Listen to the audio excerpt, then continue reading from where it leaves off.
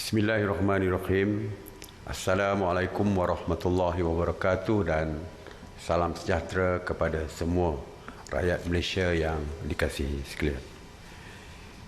Seperti biasa, saya akan mulakan dengan laporan mengenai operasi yang dilakukan oleh Task Force Operasi Pematuhan.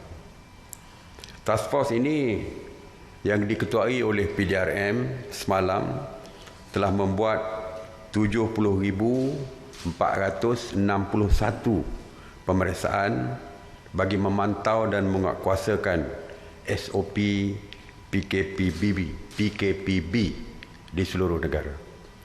Sebanyak 4,870 pasaraya, 4,600 restoran, 647 penjaja dan 1,201 kilang serta 3,536 bank telah diperiksa.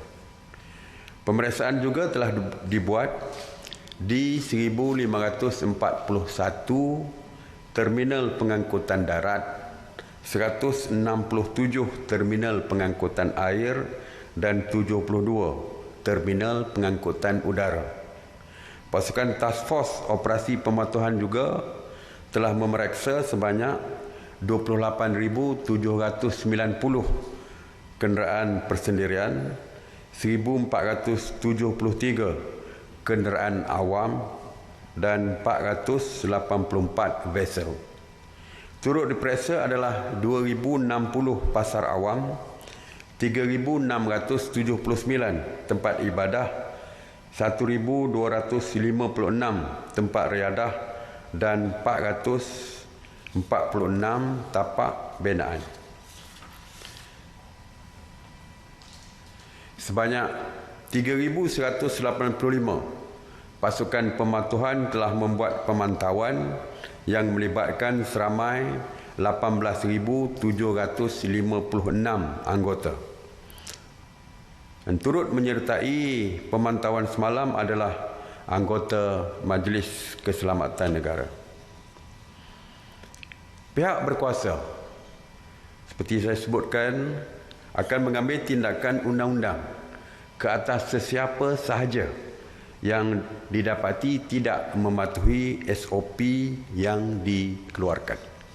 Semalam, PDRM telah menahan seramai 132 individu di atas kesalahan melanggar SOP yang mana kesemua 132 individu tersebut telah direman. Jadi nampaknya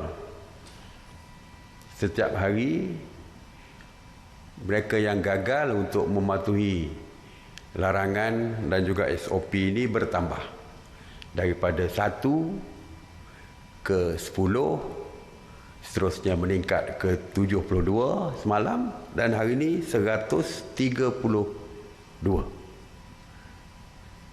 Maknanya mungkin ramai yang menganggap PKPB ini tidak tertakluk kepada mana-mana undang-undang. Seperti saya sebutkan, apabila ditahan, tindakan mungkin mereka akan dikenakan tindakan kompaun 1,000 ataupun mungkin akan dihadapkan ke mahkamah.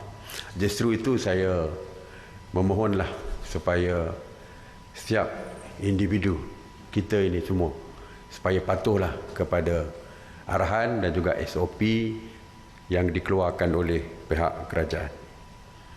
Bagi Sekatan Jalan Raya, PDRM telah mengadakan sebanyak 147 sekatan jalan raya untuk rentas sempadan negeri di seluruh negara. Dan semalam mereka telah memeriksa sebanyak 218,027 kenderaan. Semalam 500 kenderaan ataupun lebih tepatnya 508 kenderaan telah pun diarahkan untuk berpatah balik. Kemarin saya umumkan semalam 508. Untuk semalam sahaja sebanyak 1,248 kenderaan yang cuba merentas negeri untuk balik ke kampung telah diarahkan berpatah balik. Maknanya lebih daripada sekali ganda rakyat yang cuba untuk curi-curi pulang ke kampung dengan berbagai-bagai alasan masih lagi nak balik ke kampung. Jadi saya haraplah, saya dah sebut semalam, tak perlulah ya, cuba untuk balik ke kampung setelah bersiap sedia daripada lepas sahur, nak balik kampung, bawa anak, isteri dan sebagainya, sampai ke Sekatan Jalan Raya berpatah balik. Alhamdulillah, pihak polis masih lagi arahkan berpatah balik. Katakan tiba-tiba pihak polis mengenakan kompaun RM1,000. Jadi yang rugi adalah kita. Jadi saya harap tak perlulah untuk tuan-tuan dan perempuan cuba untuk balik ke kampung, terutamanya yang merentas negeri ini. Kita pun dah sebut, Ketua Pengarah Kesihatan pun dah sebut, saya beberapa kali ingatkan, hanya 20 orang untuk hari raya pertama sahaja. Jadi kalau di kampung pun dah ada saudara mara dah ramai, mungkin dah lebih daripada 20. Kalau balik pasti akan melakukan kesalahan kedua selepas rentah negeri, berada di rumah lebih daripada 20 orang pula. Jadi 2 kali kena compound, jadi ianya sesuatu yang amat merugikan. Sabarlah, insya-Allah. Kalau kita semua patuh pada PKP dan trend positif COVID ini menurun, insya-Allah satu hari nanti PKP ini juga akan ditamatkan dan kita bebas untuk balik ke kampung. Mengenai berita palsu, seperti yang saya katakan bahawa kerajaan memandang serius kepada penularan berita palsu ini, kerana terlalu banyak berita palsu yang tular di media-media sosial kita. Ada juga yang melakukan fitnah dan sebagainya, dan ada yang membuat hasutan juga. Sehingga 17 Mei 2020, sebanyak 265 kertas siasatan telah dibuka oleh PDRM dan SKMM berkaitan berita palsu COVID-19. Daripada jumlah tersebut, sebanyak 178 di dalam siasatan, 30 kes telah didakwa di mahkamah, 11 diberikan notis amaran dan 11 telah mengaku bersalah. Orang ramai, saya harap lebih berhati-hati sebelum menyebarkan kandungan yang diragui kesahihannya dan boleh menyemak kesahihan berita melalui portal sebenarnya.my. Yang share, yang berkongsi berita yang tidak benar juga boleh diambil tindakan. Kalau kita tak lupa, ada satu kes yang melibatkan VVIP yang menyebarkan, yang share saja, berkongsi berita palsu, telah pun dihadapkan ke mahkamah. Bukan originalnya daripada dia, tetapi dia hanya berkongsi, pun salah dan telah pun dihadapkan ke mahkamah. Jadi seperti saya katakan bahawa PDRM dan SKMM tidak bertolak ansur dari segi soal berita palsu ini dan akan mengambil tindakan tegas terhadap mereka yang menyebarkan berita palsu. Jadi oleh itu, sekali lagi saya ingatkan, semak dulu, pastikan kesahihan dulu sebelum berkongsi dengan sesiapa saja. Bagi operasi sanitasi awam, sanitasi awam di bawah kawal selia KPKT sejak 30 Mac telah melakukan 6,491 operasi sanitasi, termasuk di 76 zon kuning dan merah. Sebanyak 10,057 premis kerajaan, premis perniagaan dan kawasan awam telah disanitasi. Semalam, sebanyak 86 operasi sanitasi yang meliputi 30 zon merah dan zon kuning di 13 buah negeri, termasuk 25 operasi di Johor, 16 operasi di Sabah, 15 operasi di Melaka dan 10 operasi di Sarawak. Mengenai pusat kuarantin wajib, sehingga jam 8 pagi 17 Mei, sebanyak 243 pusat kuarantin telah beroperasi berbanding 232 pada hari sebelumnya, yang mana 15,290 individu sedang menjalani proses kuarantin wajib. Semalam, seramai 655 rakyat Malaysia telah pulang ke tanah air dan di kuarantin wajib.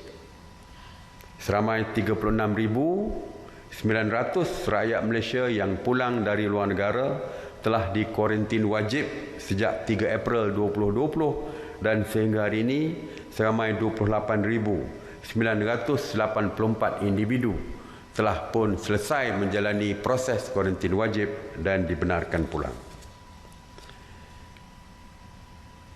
Semalam, mesyuarat khas menteri-menteri mengenai pelaksanaan PKP telah meluluskan cadangan yang dibentangkan oleh Kementerian Pengajian Tinggi ataupun KPT berkenaan pengendalian aktiviti akademik di kampus-kampus institusi pendidikan tinggi semasa dan pasca PKP.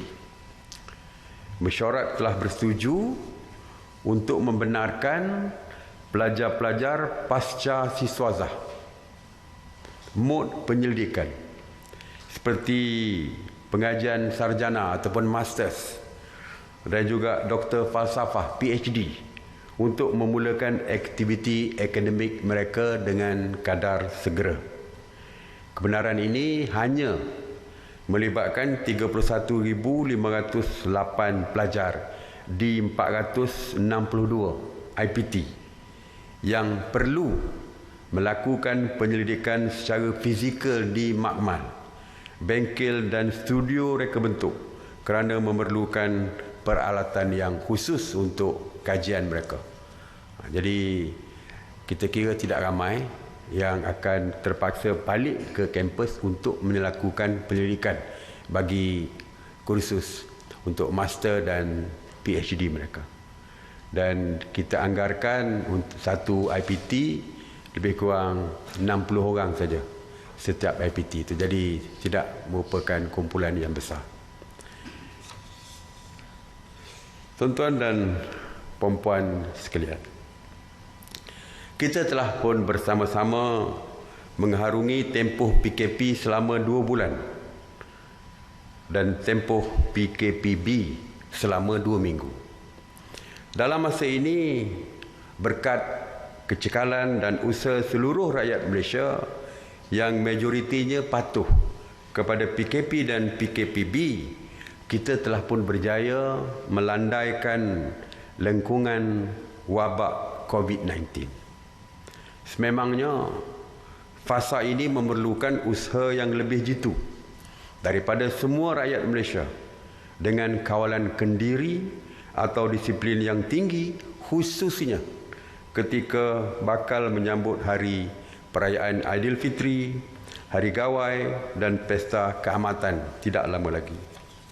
Justru kerajaan ingin menyeru kepada pemimpin-pemimpin masyarakat seperti penghulu, ketua-ketua kampung, pemimpin-pemimpin politik, tok imam, ketua-ketua agama, tok batin, tuai-tuai rumah, kapitan-kapitan, ketua-ketua adat, ketua-ketua kaum, serta pasukan sukarelawan seperti Rela, APM, KRT dan sebagainya untuk mendidik komuniti masing-masing, terutamanya mengenai pematuhan kepada SOP ini. Mereka juga perlu memainkan peranan untuk memupuk kesedaran kepada masyarakat setempat akan kepentingan Akta 342 iaitu Akta Pencegahan dan Pengawalan Penyakit Berjangkit 1988 serta memberikan penjelasan dan penerangan tentang impak kepada kegagalan mematuhi SOP, iaitu dari segi tindakan dan juga penalti yang boleh dikenakan kepada mereka jika mereka gagal mematuhi SOP dan juga peraturan di bawah Akta 342 ini. Jadi saya kira orang ramai di kawasan mereka perlu diperjelaskan. Saya tahu mungkin ramai di kalangan rakyat kita, terutamanya di luar bandar dan sebagainya, tidak mengetahui dengan jelas tentang perkara-perkara yang berkaitan dengan akta ini, dan yang lebih pentingnya adalah kesan kepada mereka jika mereka melanggar akta ini. Jadi saya harap semua pemimpin masyarakat, sukarelawan bersama-sama dengan kerajaan, berganding bahu dengan kerajaan untuk menyedarkan rakyat kita. Terutamanya sewaktu hari raya ni, yang saya sendiri amat bimbang, takut ramai yang akhirnya tidak patuh kepada SOP yang diluluskan oleh kerajaan, dan akibatnya ramai yang diambil tindakan. Kita harap hari raya disambut dengan secara sederhana dan tidak ada kes-kes yang melibatkan penahanan sesiapa pun di kampung masing-masing sewaktu hari raya disambut nanti. Jadi, terima kasih sekali lagi. Saya seperti biasa, seruan saya terus kekal di rumah bagi terus kekal selamat. Stay home, stay safe. Terima kasih. Saya buka kepada soalan. Baik Datuk Seri, nak tanya, apakah prosedur bagi rakyat Malaysia yang menjadi permanent residence di luar negara, contohnya di United Kingdom, contoh nak pulang semula ke London, sekarang berikutan penerbangan sudah dimulakan? Dia PR yang berada di sini. Dia PR yang di rakyat Malaysia yang PR di London. Ya, di London. Okey. Kalau rakyat Malaysia, kita, polisi kita, saya dah terangkan, iaitu pintu negara ditutup kepada semua rakyat asing balik ke Malaysia. Rakyat Malaysia balik ke Malaysia, rakyat Malaysia yang berada di luar negara balik ke Malaysia di kuarantin 14 hari secara wajib. Bagi rakyat kita yang mempunyai PR di luar negara, jika mereka mau pulang ke negara yang memberikan PR kepada mereka, kita benarkan. Tetapi kita tidak membenarkan mereka balik semula ke negara kita sehinggalah tamat PKPB yang sedang kita laksanakan. Jadi mereka one way dululah dan tak boleh come back sehinggalah PKP ini tamat. Itu prosedur dia. Okey. Baik Datuk Seri, semalam Datuk Seri ada mengarahkan penganjur untuk lakukan buat SOP khusus buat pengamal media. Jadi bila SOP tersebut akan dikeluarkan dan apa intipatinya? Soalan saya yang kedua, Datuk Seri sebut semalam saja dah lebih 1,000 kenderaan dan naik satu kali ganda yang cuba untuk rentas negeri dan diarahkan patah balik. Kita lihat ramai sudah cari jalan untuk pulang dan melepasi Sekatan Jalan Raya untuk pulang ke kampung. Mungkin ini gara-gara terlalu rindukan ibu ayah di kampung halaman, terutamanya mereka yang hidup bujang, dah duduk seorang, tiada pasangan. Jadi situasi ini juga mungkin satu petanda untuk kerajaan, ya. Perlu bincangkan SOP, memberi kelonggaran untuk pulang dalam masa terdekat, kerana saya percaya jika ada SOP beserta syarat, rakyat akan patuh. Apa pandangan Datuk Seri? Terima kasih. Tentang SOP kepada penganjur yang memerlukan media untuk hadir, insya-Allah MKN sedang menyediakan. Dan bagi mereka yang pulang ke kampung terlepas, itu maksud yang terlepas daripada sekatan, seronoklah dia orang dah terlepas balik kampung. Tetapi saya ingin ingatkan, lepas di SGR Sekatan Jalan Raya balik, tidak makna mereka mungkin terlepas untuk mereka pulang balik ke tempat kerja di Kuala Lumpur. Jadi mungkin seronok dah lepas, boleh masa waktu polis mungkin bagai-bagai alasan akhir diterima oleh polis, tetapi balik nanti juga mereka akan melalui Sekatan Jalan Raya dan belum tentu boleh terlepas. Ya, tidak ada jaminan mereka terlepas waktu balik akan terlepas waktu pulang ke tempat kerja. Dan untuk memberi lebih banyak kelonggaran, saya rasa sekarang pun saya lihat dari segi survey yang dibuat oleh MKN, ramai yang sebenarnya yang mahu kita perketatkan, bukan melonggarkan. Ya, ramai. Saya pun banyak terima WhatsApp bertanya kenapa kita longgarkan dan sebagainya. Walaupun satu hari itu dan 20 saja maksimum, berdasarkan juga kepada keluasan rumah dan sebagainya. Seperti saya sebutkan, kalau rumah tu kecil tak boleh 20 because penjarakan sosial merupakan syarat yang utamanya. Itu pun bila kita beri sedikit kelonggaran, ramai yang mengatakan tak boleh, kajian tidak boleh pun memberikan kelonggaran. Jadi kalau nak banyak lagi yang kita nak longgarkan, tentu sajalah kita akan menghadapi masalah, kerana tujuan kita sekat itu adalah untuk mengelakkan merebaknya lebih banyak lagi COVID-19 ini kepada keluarga kita yang berada di kampung dan sebagainya. Jadi kita cuba untuk menyekat supaya jangan kita pula yang balik ini menjadi penyebar kepada COVID-19 ini. Sekarang ni dah cantik dah. Bawah daripada 100 dah lama dah ni. Bawah pada 100. Kita harap kita terus kekal. Sampai yang paling rendah baru-baru ni 16. Kalau kita harap kalaulah terus 16, terus lagi sampai ujung nanti dah kurang daripada 2 angka, mungkin Kementerian Kesihatan akan membuat keputusan yang terbaik untuk seluruh rakyat Malaysia. Dan kalau waktu itu, mungkin kita boleh memberikan lebih banyak kelonggaran kepada rakyat kita. Jadi setakat hari ini sabar dulu. Saya faham teramat rindu ni kepada kampung. Tapi kita sabar dulu, kerana kesihatan kita lebih penting daripada segala-galanya. Okey? Terima kasih.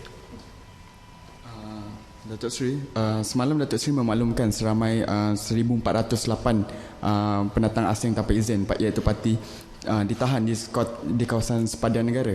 So soalan saya, adakah mereka yang ditahan ini akan dihantar dalam tempoh PKPB ini, dan ataupun mereka akan ditempatkan di depo immigration untuk menjalani hukuman di bawah Akta Immigration?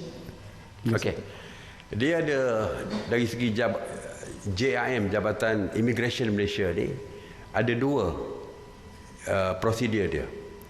Kalau yang belum sempat masuk ke sempadan kita, kita akan usir mereka keluar. Kita dah dengar beberapa bot milik Rohingya misalnya, yang belum sempat masuk, kita usir mereka keluar. Usir, walaupun ramai yang marah kerana kita dianggap kejam dan sebagainya. Sebenarnya kita tidak kejam. Kita beri makanan pula di dalam untuk mereka, dan kita halau mereka keluar, kita usir mereka keluar. Itu yang belum masuk cross sempadan kita.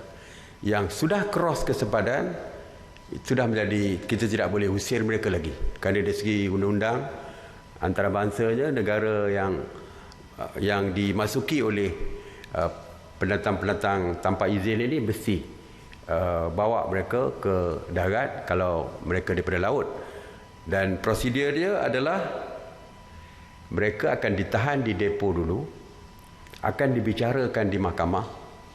Apabila mahkamah menjatuhkan hukuman penjara sebagai contoh, mereka akan dipenjarakan dulu di negara kita, dan selepas tamat tempoh hukuman mahkamah, kita akan hantar mereka balik. Kita akan berbincang dengan kedutaan mereka supaya menghantar balik mereka ini. Jadi dengan tambang mereka sendirilah, dan ditanggung oleh sama ada oleh keluarga mereka ataupun oleh kerajaan mereka. Jadi itu 2 prosedur dia. Datuk Seri, terdapat laporan ada sekolah swasta hendak dibuka ketika PKPB nanti. Adakah ini dibenarkan? Okey. Pendidikan sekolah dia termasuk di dalam senarai yang terlarang kepada semua. Sama ada sekolah kebangsaan kerajaan, sekolah menengah kerajaan, termasuk juga sekolah-sekolah swasta rendah atau menengah, termasuk juga sekolah-sekolah antarabangsa. International school pun, jika mereka buka di Malaysia, mereka tetap mesti patuh kepada undang-undang negara kita, dan tidak ada sekolah pun yang dibenarkan dibuka. Jika ada terdapat laporan, Kementerian Pendidikan akan menyiasat, dan jika benar mereka buka, sekolah-sekolah tersebut akan diarahkan tutup. Ya. Okey. Ya. Ada laporan mengatakan beberapa pub dan kelab malam sudah mula beroperasi. Jadi 2 bentuk premis niaga ini sebenarnya boleh beroperasi atau tidak sepanjang PKPB?